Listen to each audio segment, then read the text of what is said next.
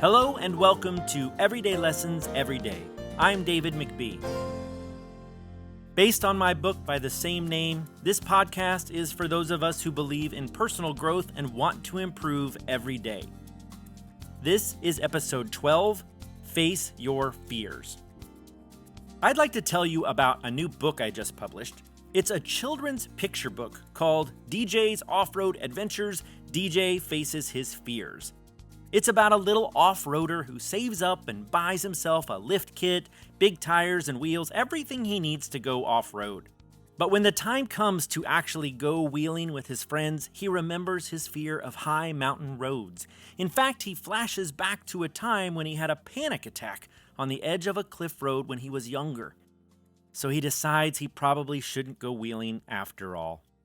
Then DJ talks to his dad, who tells him that having courage doesn't mean you're not afraid. It means you don't let fear stop you. So he decides to go for it. He goes wheeling with his new friends in Moab, Utah, which they call a big off-roader playground. When they get there and start up the first trail, DJ does indeed panic. With sheer drops on both sides, he freezes up, unable to go forward or back.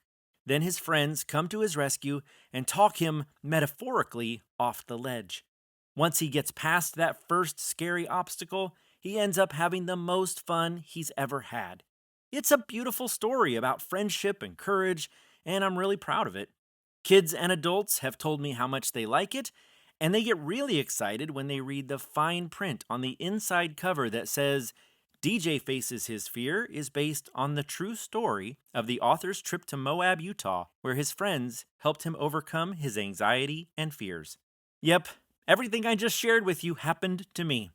I saved up and bought the Jeep of my dreams. I decked it out with everything you could ever need to go off-roading, and my friends invited me to Moab, where I faced my own personal version of hell. High mountain cliff roads with sheer drops that a person would be unlikely to survive if they took a wrong turn. My anxiety was through the roof, and yes, I had a pretty significant little panic attack when we got there. Like DJ, I totally froze on that trail. I started to hyperventilate. I couldn't feel my face and my hands. I thought I was going to pass out. It might be the most afraid I've ever been. Here's the crazy thing. I had a dash camera running during the whole trip, and I captured this moment on video. As embarrassing as it is, I'm going to play you a clip of the panic attack. Of course, you won't be able to see anything, so you'll just have to imagine the hood of my Jeep, a sunset, it's getting dark. You're looking out at another Jeep in front of me. There's a lot of sky in the video because the Jeeps are angled straight up and there's very little rock to drive on. Like it's maybe 12 or 15 feet across, something like that. If you really want to see the visual, just Google entrance to Hell's Revenge Trail in Moab. Okay, here you go. Now I am looking at a white arrow in the middle of the trail. Just aim right, put your Jeep in the middle of it. Okay, starting to freak out a little. You see any arrows? I don't see arrows. No, I'm not. David said. I'm freaking out. Ask him what gear I should be in. Oh my God. What gear should we be in, Dave? I'm about to pass out. You're breathing. You're hyperventilating. Yeah. I'm hyperventilating. Hang on. I've only got you. You're good. But hey, take your time. Don't let any of us rush you. But I promise you, if you step out and look, this is about 18 feet wide. Yeah, but I know. I do Are the you same looking thing. off the sidewalk a lot? Instead of just concentrating on this You middle feel like path? you're going to fall off the edge, I but can't feel my face. I can't feel my hands. I'm just afraid my body is going to panic. you're fine. Yeah. But you see the black mark? There's 4 feet from the edge of that till the edge. That's how much rain you honestly have. It's ton. All right. I see it. Your driver's side is going to drop a little bit when you get about where he's at. Yeah, Don't that's worry what I'm about freaking out about. That's about a 27-degree pitch. You just did 33. You're plenty good up. All right. Dave, do you put this in automatic or a manual? I put it in second gear. That's what I thought. Okay. All right. You're good, though. You're good. Yeah, just don't go down into this dip. Just keep it straight. Just talk to me. Yeah, just keep going straight. Perfect. That's Carl. That's Carl. Yeah. Straight at Carl. Straight in. Go to your right a little bit. Doing good. Very nice. My God. God, What? what am I doing? It's all right, Bug. It's all right. Keep looking at me. Doing it, man. You're doing Just it. look at his Jeep. That's all you look at. Dave, I don't know. It's all right, Bug. All right, I'm going. Dave, Yeah. am I good? Yeah. As you could hear in the clip, my friends literally got out of their vehicles, came up to my Jeep, and walked me through the scariest part of the trail. They calmed me down and got me through, and once I got past that first hurdle, I truly embraced the adventure. The following 3 days turned out to be the most alive I've ever felt. And that's what this episode of Everyday Lessons is about, facing fears and how it can make you feel alive. Back in the 90s, during spring break, I decided to try bungee jumping. Nuts, right? I have no idea what made me want to do it. When I climbed out on the edge of the crane, the instructor counted backward 3, 2, 1. I didn't jump. I didn't move. I couldn't. I could not let go. So he did what any instructor would do. He started to count again. 3, 2, and I told him through clenched teeth, dude, don't count. I will jump when I'm ready. He backed off like a scolded puppy. Meanwhile, all the kids on the ground were watching and they were yelling up at me, "Jump, dude! Come on, jump! Jump, man! Everybody's waiting!" And I yelled back at them, "Shut up! I will jump when I'm ready!"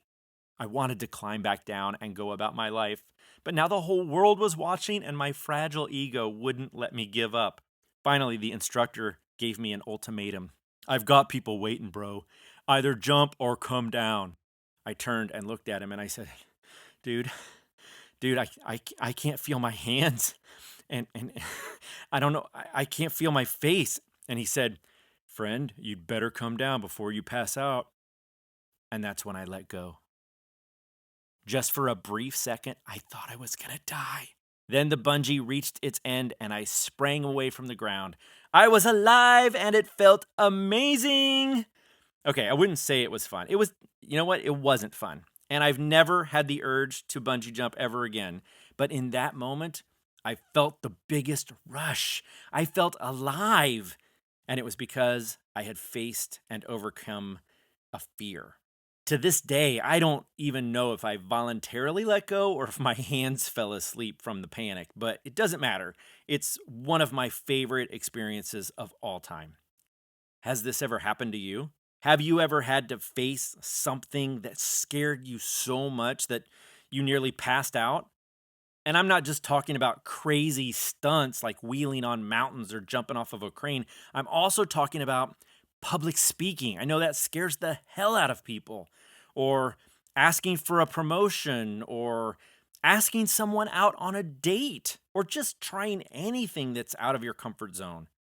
I'm here to encourage you to go for it. Consider that facing your fear might not just help you overcome the fear and have the experience, but it might also get you to feel something that you never would have felt had you continued to avoid that fear.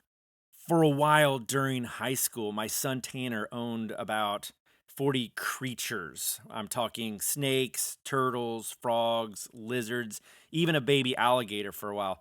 He was like a young crocodile hunter, he was. That was a little more Cockney than Australian. Let's try that again. Hey, mate, he was like a young crocodile hunter. That's still terrible. Never mind.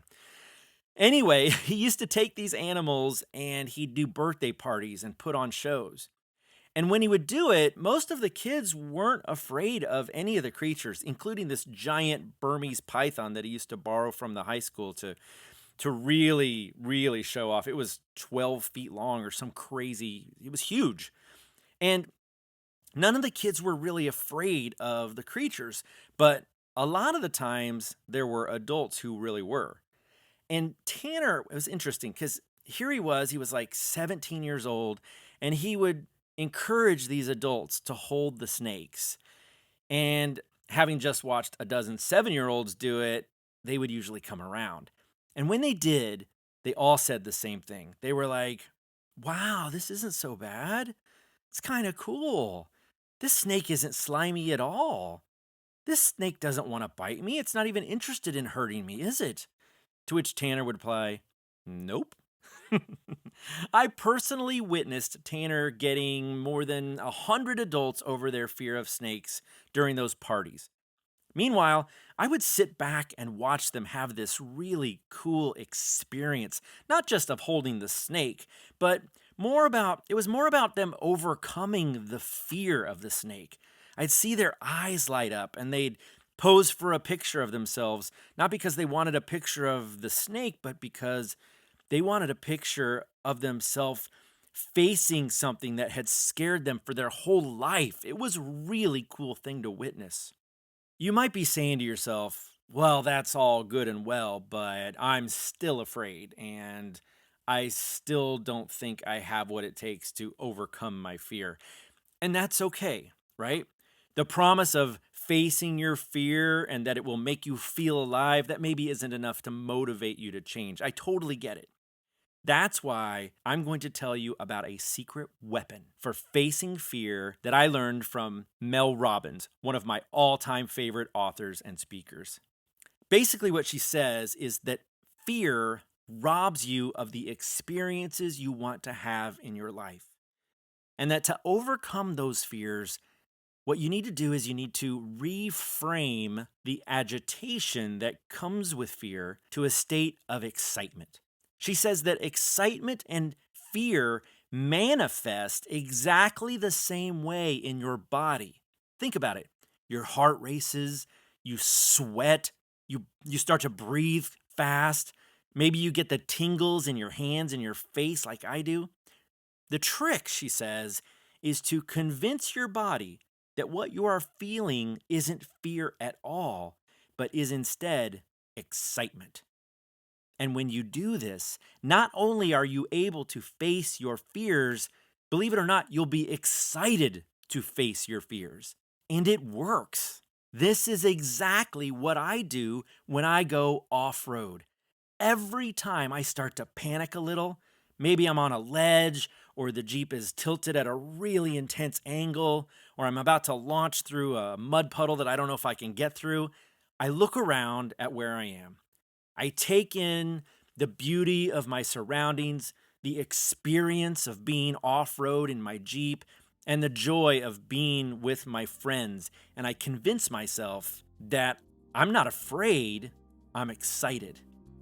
The heavy breathing, the sweating, the tingling, that's excitement that I'm experiencing. And that's what motivates me to hold on to that steering wheel and push forward. And it really does work. It's almost like magic. And so I challenge you, write "Face Your Fears" on your wrist. The next time you have an opportunity to do something you've always wanted to do but were too afraid to try, I want you to reframe your fear and your anxiety about it. Talk to yourself and convince your body that what you're feeling isn't fear at all, it's excitement. Face that fear, have the experience, and feel alive. I promise it'll be worth it.